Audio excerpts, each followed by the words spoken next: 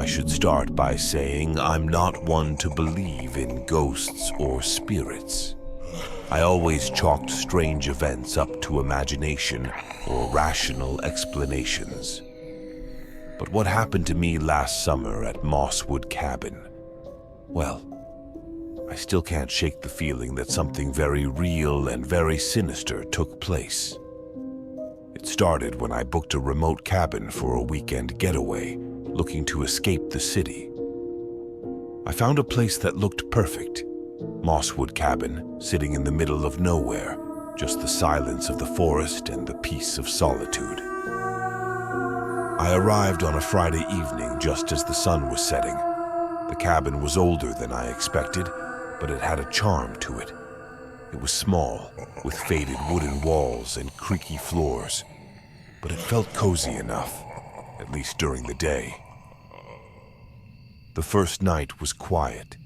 I heard the usual creaks and groans of an old place settling in the cold, the wind brushing the trees outside, but nothing I wasn't used to. Around 2 a.m., though, I woke up to the sound of footsteps on the porch. I froze, heart racing, listening. The steps were slow and heavy, pacing back and forth just outside the door. I held my breath, half expecting someone to knock or announce their presence, but nothing happened. Eventually, the footsteps faded into the night. The next morning, I figured it was just an animal, a bear maybe, or a curious raccoon. But when I stepped outside, there was something odd on the porch, muddy footprints. They were large, human-like, with deep impressions, as if the person had been dragging their feet. There was only one set of prints, leading from the wood straight to the door, but none leading back. I couldn't shake the feeling that something was watching me. That night, I made sure to lock up and close the blinds. I wasn't scared, not yet, but I couldn't help feeling uneasy. Around midnight, I heard the footsteps again, but this time, they were inside. They started near the front door, slow and dragging, making their way through the cabin, growing louder and closer. I was paralyzed, listening as they creaked down the hallway, stopping just outside my bedroom. Then, there was a knock on the door. Just a single, soft knock, like a whisper against the wood. I stayed silent, gripping the edge of the bed, willing myself to wake up if it was a nightmare. After a few agonizing minutes, I heard the footsteps retreating, heading back to the living room before fading into silence. The next day, I tried to rationalize it. Maybe it was just the house settling, or an echo from the wind. But when I went into the living room, I noticed something chilling, a faint outline of footprints, dusty and faint, leading from the front door to my bedroom. I wiped them away, trying to convince myself I was imagining things, but the unease was getting worse. On the final night, I decided to stay up, determined to see if I could catch whatever was happening. I sat in the armchair by the fireplace, watching the door, my eyes heavy with exhaustion. Just after midnight, I felt the temperature in the room drop. The fire seemed to dim, and a chill swept over me. Then, the footsteps started again, coming from outside and stopping right at the door. I held my breath, listening as the knob twisted slowly, ever so slightly. The door didn't open, but I could hear breathing on the other side, ragged and slow, like someone was exhausted or hurt. After what felt like hours, I heard a whisper, faint but unmistakable. It was a woman's voice, hollow and full of sorrow. "Please, let me in." I bolted from the chair, stumbling back against the wall, but the voice didn't stop. It kept pleading, the desperation in her voice sending chills down my spine. "Please, I need help. Let me in." The door began to shake, as though someone was clawing at it from the other side. I grabbed my phone, shining the flashlight at the door, expecting to see something. But the second the light hit it, the shaking stopped. Silence fell over the room, the air thick and heavy. I barely slept that night.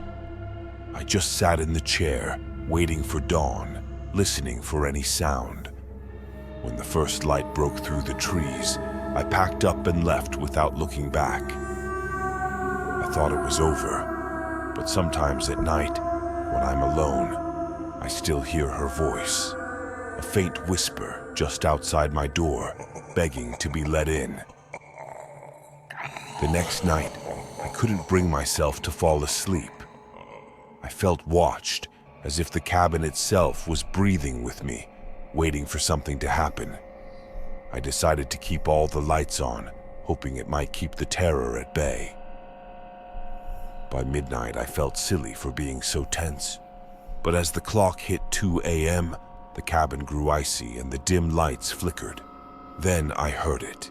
The footsteps. They started on the porch, slow and deliberate, each step an agonizing reminder of last night. This time, they didn't stop outside. The door creaked open, and with it came an unnatural chill that filled the air.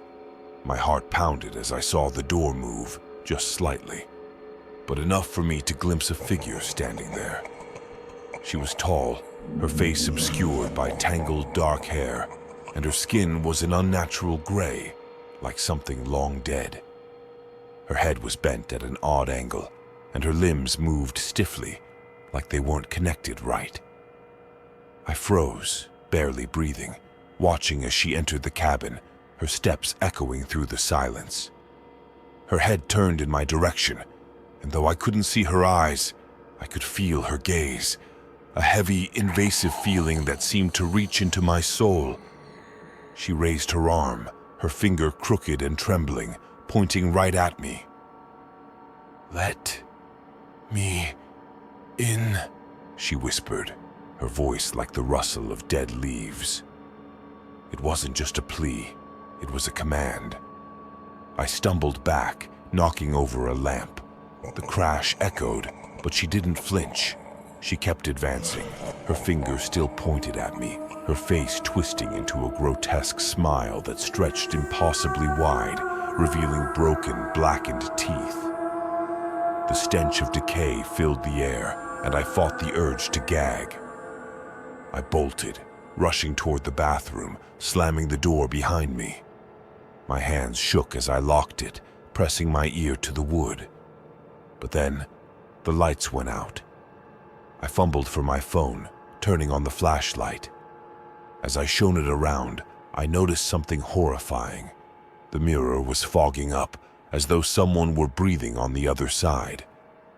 Then, slowly, words began to appear, scratched out in jagged, trembling letters. "You can't leave." The scratching grew louder, echoing in the tiny room as though 100 fingers were clawing to get through. I stumbled back, my back hitting the wall. Then, just as suddenly as it had started, the noise stopped. Silence, so thick it hurt my ears. Then, I felt her. She was behind me, so close I could feel her breath, cold as ice on the back of my neck. Her voice, barely a whisper, slid down my spine like a razor. "You're mine." My heart hammered against my ribs as I felt her cold, rattling breath on the back of my neck. I couldn't move, couldn't even breathe, paralyzed by a primal fear I'd never known. All I could see in the mirror was a faint silhouette, distorted and twisted, hovering right behind me. She was so close I could feel her ice-cold fingers grazing my shoulder, sending a chill through my skin that felt like a dagger cutting into me. I squeezed my eyes shut, praying she would disappear, praying I'd wake up and find this was all just a terrible nightmare. But when I opened my eyes, she was still there, a grotesque smile twisting her gray, rotting face. Her lips moved, whispering in that hollow, broken voice, "You can't leave. You belong to me now." The words echoed in my mind as she took a step closer, her bony fingers stretching out, reaching for me. Desperation surged through me, breaking my paralysis. I bolted out of the bathroom, slamming the door behind me, hoping it would keep her at bay. But it wasn't enough. The doorknob started to turn, slowly and deliberately, as if she was mocking me, savoring the fear that poured off me. I stumbled through the cabin, fumbling for my keys, ready to abandon everything. I didn't care about my belongings anymore. All I needed was to escape. Just as I grabbed the keys, the lights flickered and died, plunging the cabin into darkness. In the silence, I heard her footsteps scraping along the floor, coming closer. Each step echoed in my chest like a drumbeat, the sound of my own death approaching. "Please," I whispered, backing toward the door, tears streaming down my face. "Please leave me alone." But she only laughed, a hollow, grating sound like something scraping against bone. "No one leaves Mosswood," she hissed. I flung the door open and sprinted into the night, my breath coming in ragged gasps. I didn't look back. I didn't need to. I could feel her presence, see her twisted shadow stretching out, following me, relentless. The trees closed in around me, branches clawing at my arms, slowing me down. I stumbled, nearly falling, but forced myself forward, my mind consumed with one thought: escape. Then I saw it, a light flickering in the distance, the main road. I pushed myself harder, my legs burning, but just as I reached the edge of the forest, I felt an icy hand close around my wrist. I was yanked back with such force I fell to my knees, and when I looked up, she was there, looming over me, her hollow eyes boring into my soul. "You can't leave," she repeated, her voice twisting with anger and satisfaction.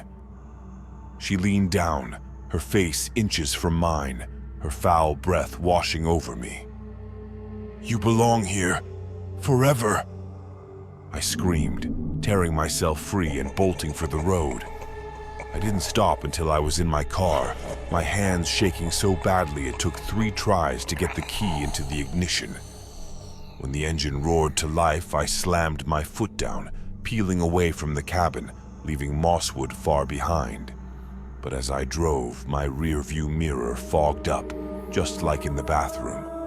And there, in jagged letters, a final message appeared: "I'll be waiting." I haven't been able to shake her since. Every night, I see her shadow lurking in corners, hear her footsteps outside my door. Sometimes, I feel her icy breath on my neck when I'm alone.